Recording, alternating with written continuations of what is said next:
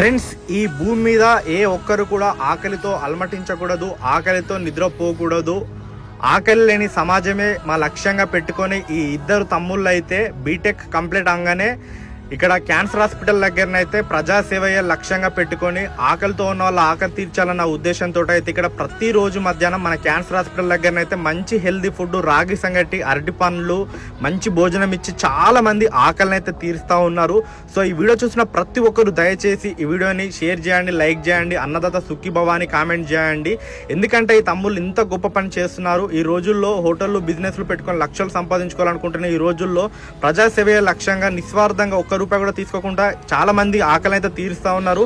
Friends, ఇంకొక విషయం ఏంటంటే ఈ తమ్ముళ్ళు ఇద్దరే ఇంతమంది ఆకలిని అయితే తీర్చలేకపోతున్నారట. ఎవరైనా దాతలు ముందుకొచ్చి ఒక రైస్ బ్యాగ్ కానీ, కూరగాయలు కానీ మీకు తోచిన సహాయం చేస్తే ఇంకా చాలా మంది ఆకలి తీరుస్తూ ఉంటారు. సో దయచేసి ఇక్కడ కనిపిస్తున్న క్యూఆర్ కోడ్ లేదా ఫోన్ పే నెంబర్కి మీకు తోచిన సహాయం చేయండి ఫ్రెండ్స్.